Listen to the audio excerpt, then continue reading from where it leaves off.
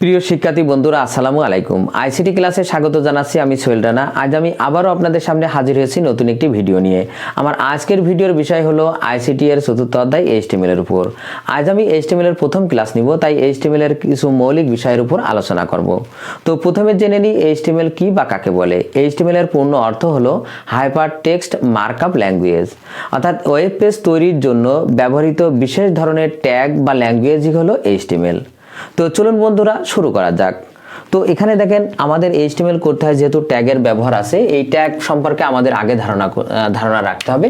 তো এইচটিএমএল এর ট্যাগের এটা হলো শুরু চিহ্ন, তার মানে কোনো ট্যাগ শুরু করতে হলে এই চিহ্নের মধ্যে লিখতে হবে, আর কোনো ট্যাগ শেষ করতে হলে আমাদের এই চিহ্নের মধ্যে লিখতে হবে। ধরেন এখানে আমরা কিছু লিখবো আর এরপরে শেষ এই চিহ্নের মধ্যে আমরা লিখবো, তার মানে আমাদের ট্যাগ শুরু আর শেষ। এরপর দেখেন এইচটিএমএল করতে হলে আমাদের মৌলিক কিছু ট্যাগ আছে, যে ট্যাগগুলো প্রত্যেকটা এইচটিএমএলেই ব্যবহৃত হয়। তো সেই ট্যাগ সম্পর্কে আমরা একটু আগে জেনে আসি। তো দেখেন যখন আমরা এইচটিএমএল শুরু করব তখন আমাদের ডক টাইপ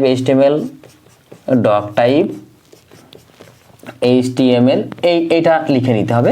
আর এইটা লিখলে আমরা বুঝবো যে এই এইচটিএমএলটা একটি আপডেট ভার্সনে তৈরি, তার জন্য আমাদের এই ডক টাইপ এইচটিএমএলটা লিখে নিতে হয়। এরপর আমরা এইচটিএমএল শুরু চিহ্নের মধ্যে আমরা লিখব ট্যাগ শুরুর মধ্যে এইচটিএমএল, যেহেতু আমরা এইচটিএমএল করছি। তো এরপর দেখেন এইচটিএমএল এর দুটি অংশ থাকে, একটি হলো হেড আর একটি হলো কি বডি।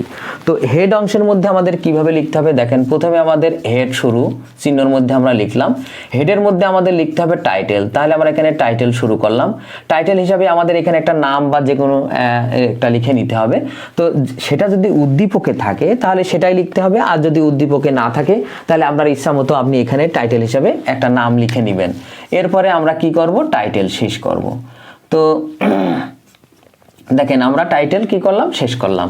তো যেহেতু হেডের মধ্যে হেডের কাজই হলো টাইটেল লেখা, তাহলে আমাদের এখন কি করতে হবে, হেড শেষ করে দিতে হবে। আমরা দিলাম হেড শেষ করে।